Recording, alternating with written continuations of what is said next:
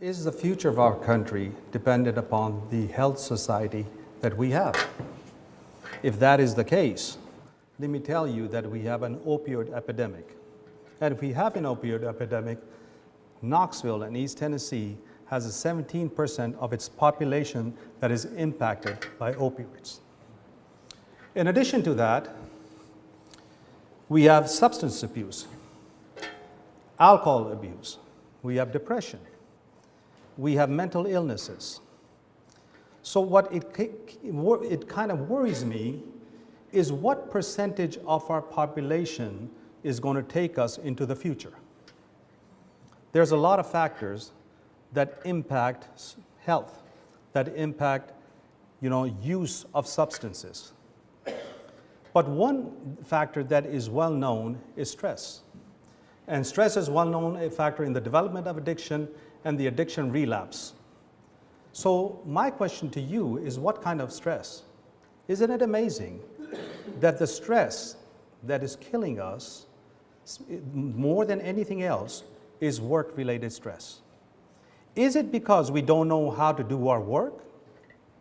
Or is it because we put people in systems and grind them out?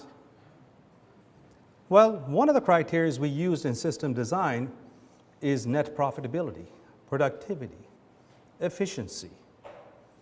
And these are the concepts that we think about, but we've somehow forgotten the human spirit. Where is our human spirit in our design?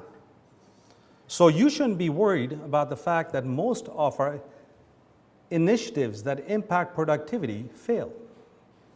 It is reported that 95% of everything that we do fails. But the US Bureau of Labor Statistics tells us that the productivity over the last couple of years has been due to workforce stress. Why? Look at these particular systems. Every one of these systems is basically fundamentally an assembly line. Whether we work in a manufacturing, whether we work in a hospital, we work in government, we're building assembly lines. And part of that starts from where? Our education. Our education is myopic. And in engineering, we are proud of the number of formulas we can measure. But I've never taken a class in the spirit of a human. Yet we have people that have taken classes in that spirit, but not equations. One of the things that we can teach people is this fundamental conflict between perfect people systems and perfect operational systems. Perfect flow, no variation, no disruption. What does it mean? That I actually view those people that we put in the system as an asset and not people. And therefore, are you worried that when we try to change systems, people resist? People don't trust us. And they don't trust us because historically, we've never been able to give them something. And so in our research, we have a fundamentally new approach. And our approach is very simple. Can we change and enhance what our society needs in terms of productivity, but at the same time, be able to enhance the quality of life? If we can do that, isn't that the genius of engineering? So how do we do this? We use the concept of efficiency. Everything is about efficiency. Efficiency is a code word for making you work harder. All right?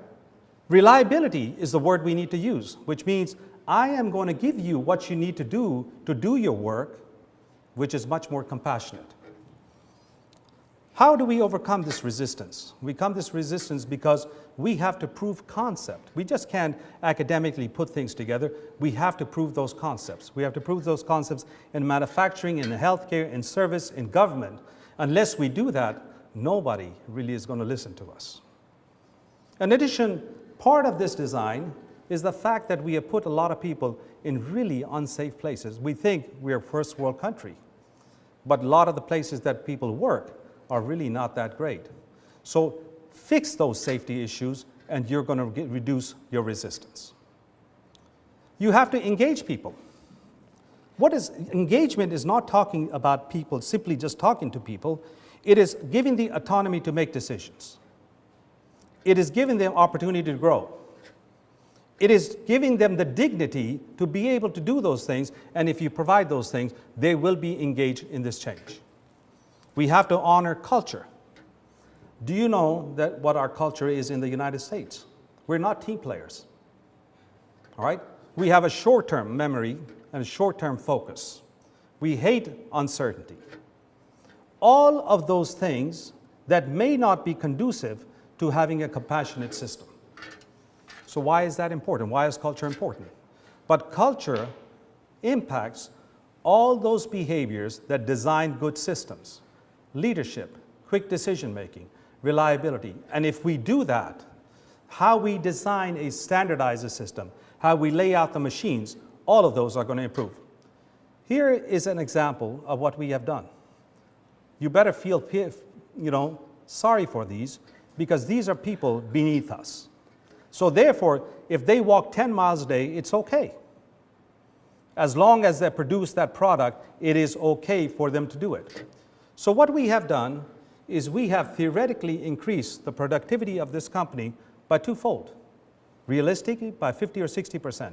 The impact to the corporation is hundreds of millions of dollars.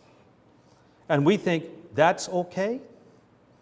That's really not okay, because that's only half the story. Every employee in that company has a Fitbit on it. And every employee, we have reduced the level of effort. So we have proven that we can reduce the level of effort and enhance our productivity. Isn't that the kind of engineer that you would want to have? All right? Thank you.